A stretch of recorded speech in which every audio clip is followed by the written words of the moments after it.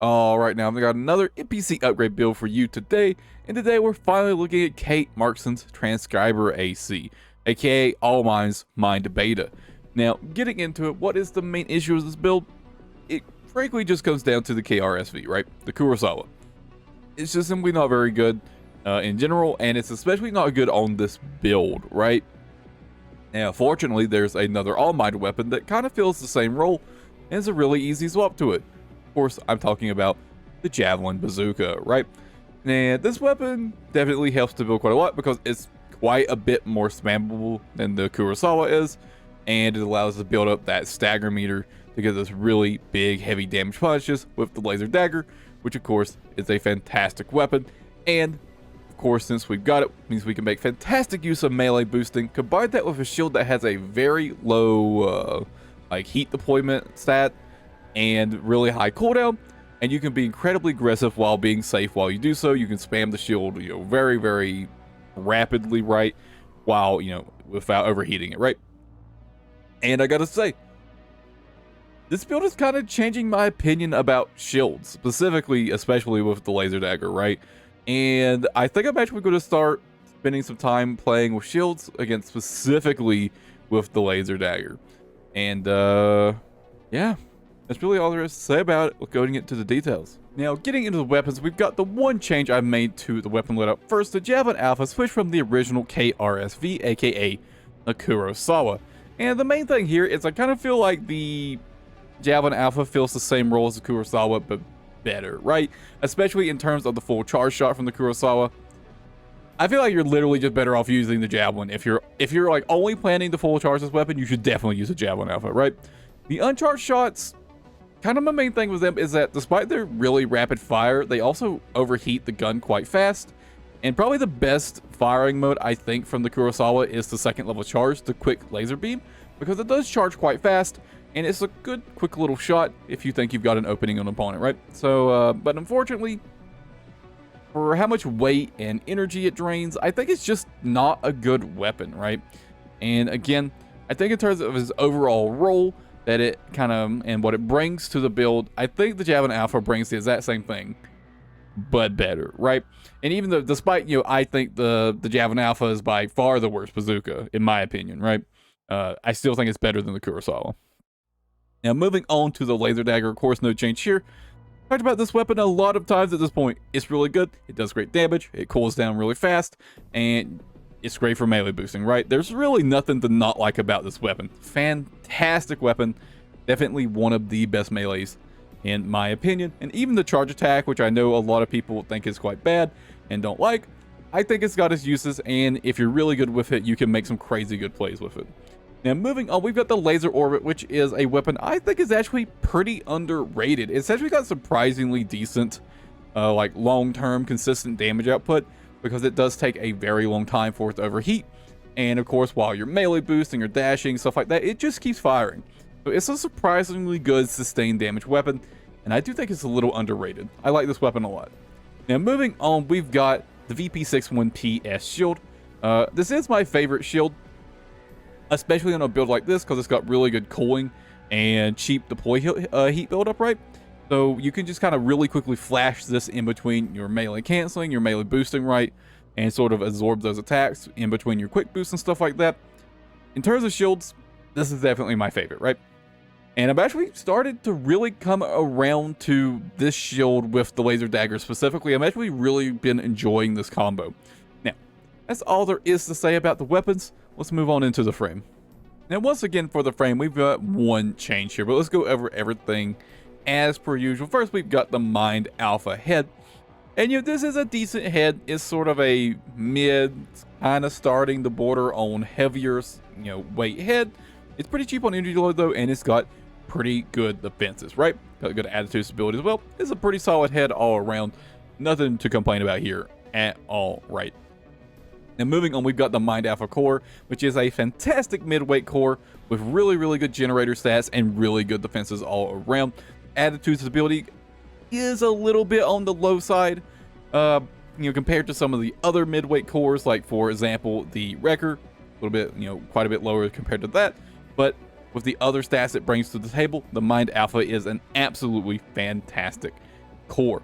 Now, getting to the one change we have here, we have the VP46S switch from the original Mind Alpha arms, of course, and the main thing here, of course, is obviously the melee spec, right?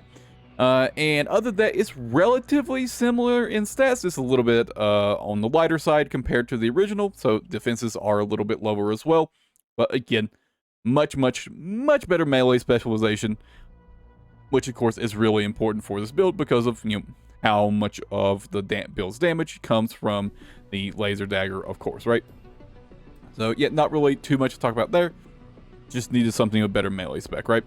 And then moving on, we've got the Mind Alpha legs, and these recently got a buff. They shaved, I think it was 1,000 and maybe some change off of the weight of this, and it might seem like a really small buff, but I actually think it's a pretty good one. Really helps these legs quite a bit in my opinion. And, you know, even before that, they were already pretty decent. You know, they're lightweight legs, but they've got, you know, pretty decent load limit, pretty decent defenses. And, you know, these are definitely pretty, like, honestly, I would even say really good now, in my opinion. So no reason to change the Mind Alpha legs. And that's all there is to say about the frame. Let's move on into the internals. Now, getting into the boosters first, we've got the Kakaku booster switch from the original P06 SPD. And the main thing here is we are kind of shifting over to a more melee canceling focused build and trading our boost speed for insanely high melee boost speed, right? And, you know, with the laser dagger, this is just kind of a no-brainer in my opinion. Any build that's got the laser dagger on, I just always want to use the Kakaku booster because of the sheer insane speeds you can reach with melee boosting and the kind of crazy mobility you can get. So this is pretty much a no-brainer to me. Yeah, it feels really good with the laser dagger, right?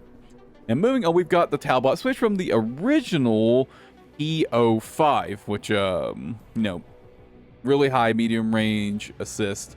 FCS definitely a bit better for the Kurosawa that the build has on originally, but for the Javelin Alpha, you know, we're going to be, and especially now that this is a melee boosting build, definitely a bit more focused on close range, but still want decent medium range. And you guys know I love the flexibility that the Talbot provides for the close and medium range assist stats. So, you know, we are going with the Talbot. You know, technically this build is primarily a close range build, so you could definitely get away with using the Oculus for just super high close range assist. But again, you guys know I just love the flexibility that the Talbot provides, right? And finally, for the Jenner, we've got the Santai switch from the original VP20C.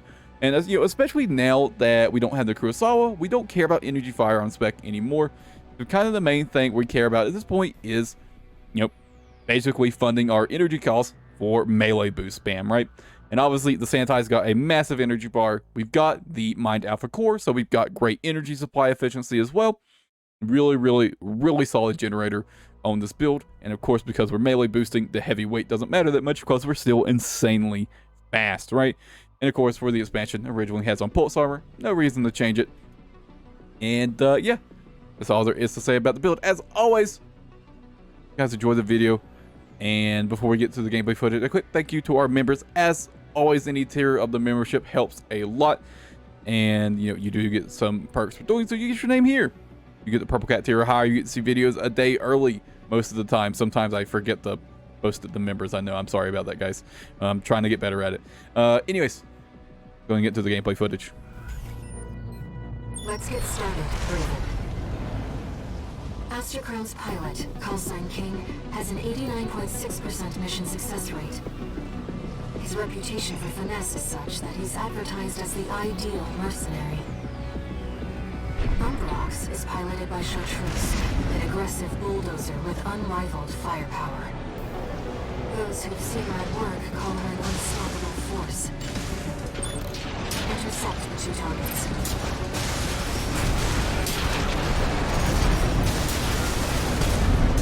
There's our Merc. Go take care of the objective, King. I'll clip this one's wings. Not alone. This is a branch mission. I'll support you. This is a raid? You're just a Gen 4. You belong in a museum, not AC. You don't know when to quit. Just like all the other Ravens. This pilot's no Raven. Don't let the call sign mislead you.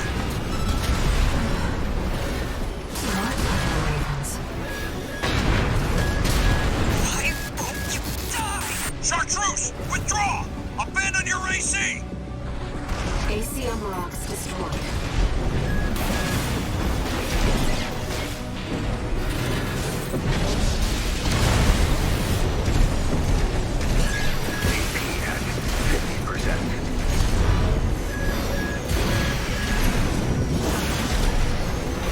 Wait, I'm picking up another AC. Augmented human C4621. We're not here to take back the Raven Lane. However, we will see if you can do it justice. You're strong. Worthy of your name. AC Aster Crown destroyed. Thank you, King. We've lost both of them. One AC left, Raven. 2 repair kits remaining.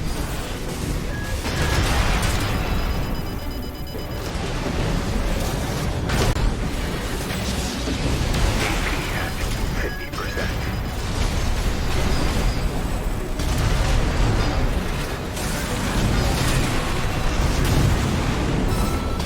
A Raven is a symbol of resolve. The will to choose what one fights for. Stay focused, Raven. Yes, Raven, I feel it too. Raven, we can still... All right.